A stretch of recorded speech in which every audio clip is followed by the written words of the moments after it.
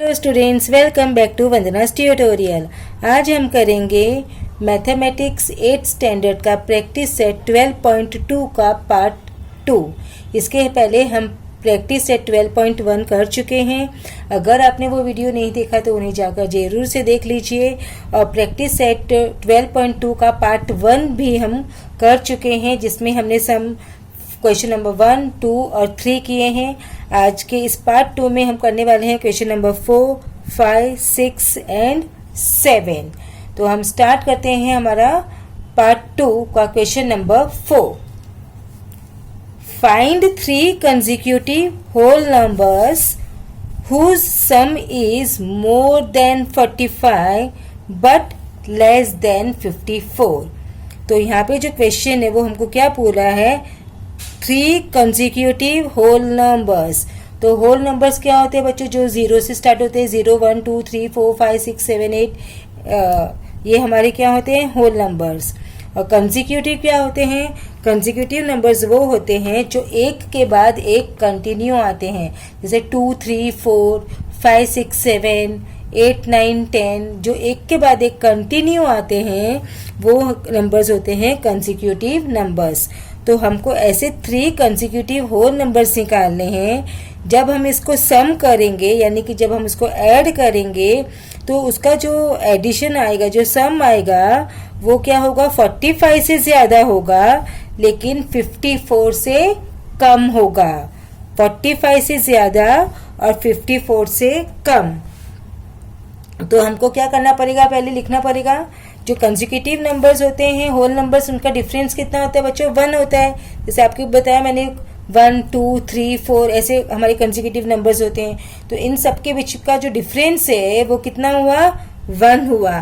तो सबसे पहले हम यही लिखेंगे, हमने लिख लिया, the difference between the consecutive whole number is 1। तो हमारे जो 3 कंसेक्यूटिव नंबर्स है वो क्या होंगे, तो let the 3 consecutive whole numbers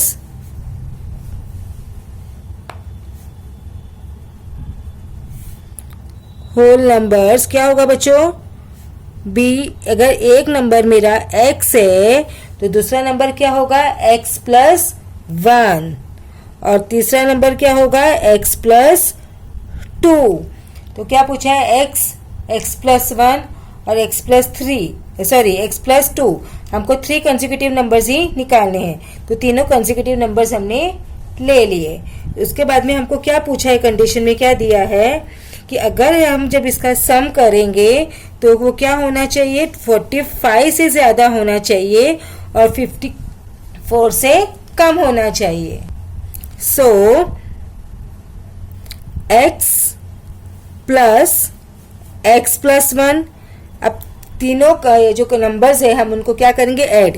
तो x plus 1 plus x plus 2 क्या होगा, इसका सम मोर देन 45, क्योंकि बोला है मोर देन 45, तो हमने यहाँ पे लिख लिया इट्स मोर देन 45। अब इसको हम क्या करेंगे, सॉल्व करेंगे। तो वो x प्लस x, तो कितने x हुए, 1, 2, 3। सो 3x plus 2 plus 1 is 3, more than का साइन इज 45। अब हम ये जब सॉल्व कर रहे हैं ना बच्चों, तो हमको ये जो साइन है मोर देन का, हम इसको क्या कंसीडर करेंगे करते वक्त कि ये हमारा इक्वल्स टू का साइन है। ओके, उसी तरह से जब हम साइन होता है इक्वल टू का, तो हम कैसे सॉल्व करते हैं, उसी तरह हमको ये जो सम है वो भी सॉल्व करना है। तो 3x प्लस 3 मोर देन 45। तो अब ये देयरफॉर ये जो 3x है, ये जो प्लस 3 है वो यहाँ पर आएगा। तो ये प्लस है तो यहाँ पर क्या हो जाएगा, आकर माइनस हो जाएगा, क्योंकि आपको पता है साइड चेंज साइन चेंज। तो 3x more than 45 minus 3, therefore 3x more than 45 में से अगर हम 3 कट करते हैं तो हमारे पास में आता है 42। अब जब ये मल्टीप्लिकेशन है तो यहाँ पर आकर ये क्या हो जाएगा, डिवीजन हो जाएगा। So therefore x is more than 42 divided by 3। So 3 ones are 3, 3 ones are 3, and here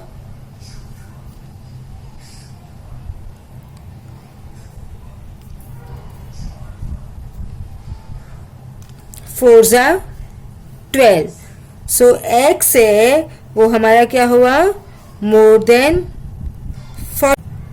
greater than 14.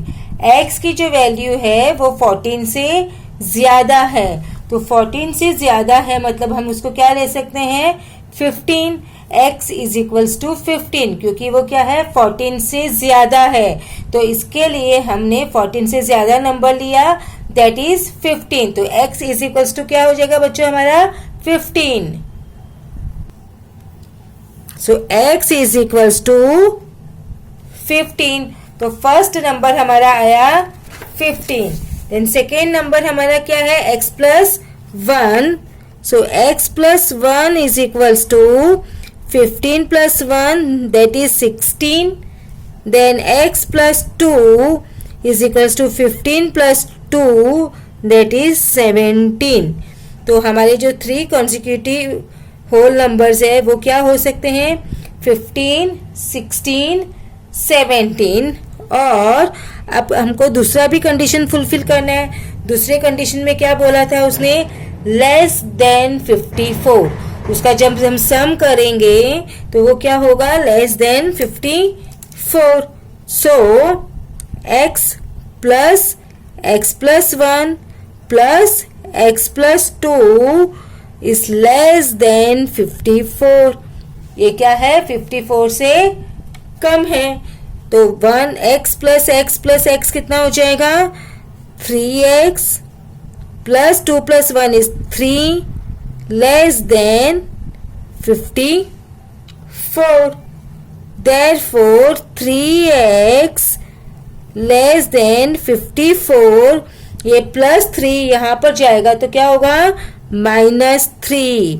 So therefore 3x is less than 54. में से -3 करेंगे तो कितना होगा बच्चों, 51.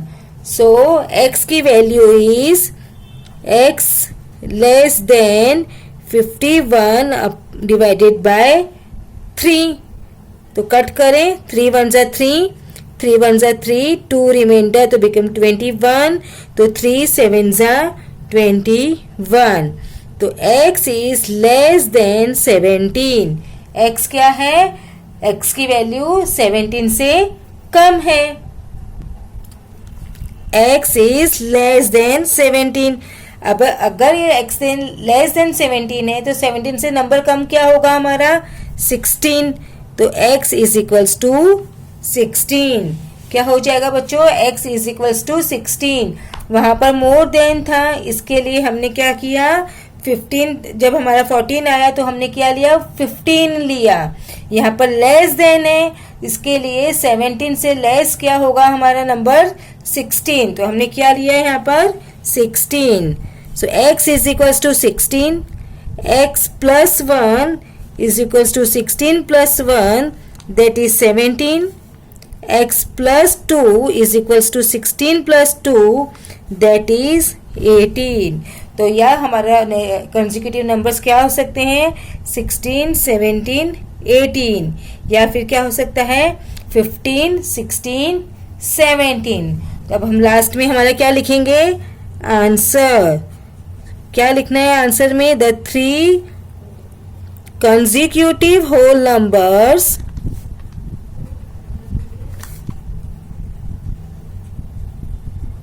are 15, 16, 17 और 16, 17, 18. आई होप बच्चों ये सब आपको अच्छी तरह से समझ में आया. अब हम करेंगे next one. In a 2-digit number, the digits at the tens place is twice the digit at units place. यानी कि जो यूनिट प्लेस पे नंबर है उसका ट्वाइस है, मतलब उसका डबल है नंबर टेंस की प्लेस पर. If the number obtained by interchanging the digits या तो फिर या क्या बोला आगे कि जो नंबर्स है उसको इंटरचेंज करना है, मतलब जो यूनिट का नंबर है वो टेंस पे और जो टेंस का नंबर है वो यूनिट्स पे, उसको करके हमने ऐड किया। किस पे ऐड किया? ओरिजिनल नंबर में। तो सम हमारा कितना आता है? 66। तो find the original number. Okay, बहुत इजी सम है बच्चों। तो पहले हमको क्या करना पड़ेगा? Let the digits at units place be X. Unit place पे हमारा क्या नंबर है? एक्स है। अब क्या बोला है कि जो टेंस की प्लेस पर है वो एक्स का डबल है। तो क्या हो जाएगा? Therefore the digit at the tens place, double मतलब क्या होगा? 2x है ना, यहाँ पर x है तो यहाँ पे क्या हो जाएगा? 2x हो जाएगा। तो जो नंबर हमको मिलेगा वो नंबर क्या होगा बच्चों? 10 इंटू 2x प्लस x। अब आप बोलोगे कि ये 10 को क्यों मल्टीप्लाई किया? क्योंकि 10 को 2x में इसलिए मल्टीप्लाई किया क्योंकि ये नंबर कौन से प्लेस पर है? टेंस के प्लेस पर है, इसलिए हमने यहाँ पर इसको 10 से मल्टीप्लाई किया है। तो 10 2 ज़ा 20x प्लस x। तो 20x प्लस x कितना होता है बच्चों? 21x। तो ये हमारा फर्स्ट हमको मिल गया। अब हमको क्या बोला है? नंबर्स को क्या करना है?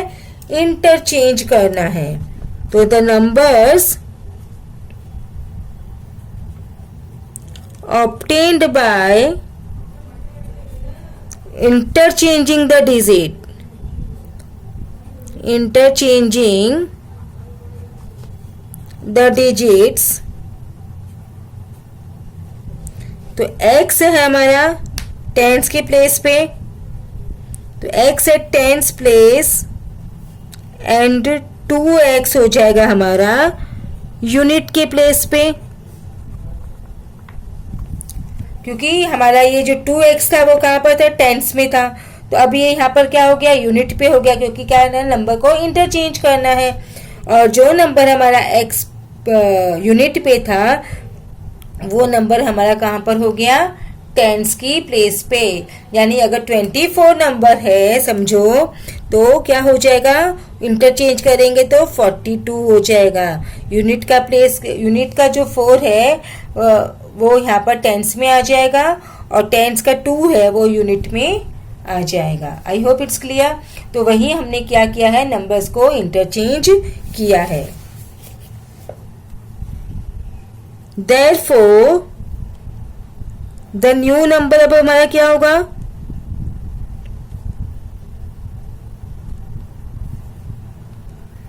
x at tens place. तो जो टेंस की प्लेस पे है इसको हम 10 से मल्टीप्लाई करेंगे। तो 10 into x plus 2x। Unit पे क्या है? 2x है। तो 10x plus 2x is equal to 12x। तो हमारा नंबर क्या बन गया? ये 12x, अगर जब हमने इसको इंटरचेंज किया। अब उसके बाद में हमको क्या बोला है उन्होंने? Number obtained by interchanging the digit is added to the original number, the sum is 66। यानी कि ये नंबर जो ओरिजिनल नंबर को में इस नंबर को हम ऐड करेंगे तो हमको जो सम है वो कितना मिलेगा? 66 मिलेगा। तो फाइंड द ओरिजिनल नंबर। तो अब हम क्या करेंगे? इन दोनों नंबर्स को ऐड करेंगे। So from the given condition, from the given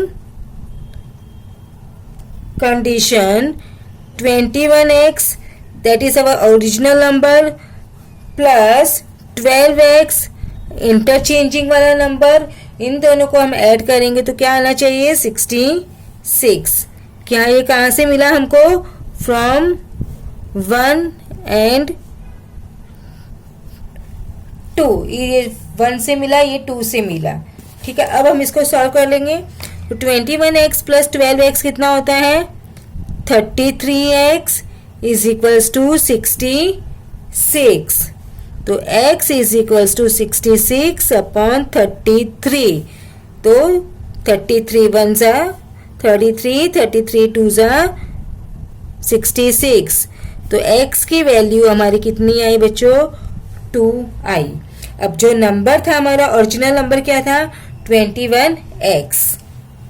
so the original number, कि हमको ओरिजिनल नंबर ही पूछा है, तो ओरिजिनल नंबर हमारा क्या है? 21x is equals to 21 into x, that is 21 into 2 is equals to 42। तो जो ओरिजिनल नंबर हमारा क्या है? 42। So now we will write the answer here. The original number is 42। I hope बच्चों आपको ये सम समझ में आया अच्छी तरह से। अब हम करेंगे हमारा sum number 6। Next question is some tickets of ₹200 and some of ₹200 of a drama were sold at a theatre. तो एक थिएटर में कुछ टिकट्स 200 रुपीज की थी और कुछ टिकट्स 100 रुपीज की थी। फिर क्या कहा है उन्होंने? The number of tickets of ₹200 sold was 20 more than the number of tickets of ₹100। यानी कि जो 200 रुपए की टिकट्स थी जो बिकी, वो 100 रुपए की जितनी टिकट बिकी उससे 20 ज्यादा थी। The total amount received by the theatre by sale of tickets was ₹37,000। यानी कि टोटल जितनी 100 रुपए की और 200 रुपए की टिकट मिला के जितनी भी टिकट्स बिकी उससे हमको कितने रुपीस मिले? 37,000। So you have to find the number of ₹100 tickets sold. तो जो 100 रुपीज की टिकट्स कितनी बिकी वो हमको क्या करना है? यहाँ पर फाइंड आउट करना है। ओके, क्योंकि अभी हमको टिकट्स 100 की मालूम करना पड़ेगा, पहले नंबर्स कितने बिके, क्योंकि उन्होंने क्या कहा है जो 200 रुपए की टिकट थी वो 100 रुपीज की टिकट से 20 टिकट्स ज्यादा बिकी। तो 100 की टिकट हमको पता नहीं कितनी है, सॉरी। तो हमको पहले क्या करना है? 100 रुपीज की जो टिकट्स है उसी को हमको फाइंड आउट करना है, मतलब लेट करेंगे, उसको मानेंगे हम। So let the number of ₹100 ticket sold be x। यानी कि हमारी जो 100 रुपीज की टिकट है वो कितनी बिकी? x बिकी। अगर x इसकी बिकी है तो 200 की टिकट्स कितनी हो जाएगी? x प्लस 20, क्योंकि उन्होंने बोला है कि 200 की जो टिकट्स बिकी है वो 100 रुपीज की टिकट से 20 ज्यादा है। So the number of ₹200 ticket sold is x plus 20। Okay, अब इसके बाद में उन्होंने क्या क्या कहा है? जो अमाउंट हमको रिसीव हुई वो दोनों की मिला के कितनी हुई है? 37,000 रुपीज हमको मिला है दोनों के बेचने के बाद। So the total amount received by the sale of tickets is कितनी? 100 की कितनी टिकट्स बिकी? x। तो 100x, क्योंकि एक टिकट 100 रुपीज की है ना, तो ये x तो नंबर है कि कितनी बिकी, 5 नंबर, 10 नंबर, 100 नंबर, और ये एक टिकट का कॉस्ट कितना है? 100। तो 100x प्लस अभी 200 की कितनी टिकट्स बिकी नंबर? x plus 20।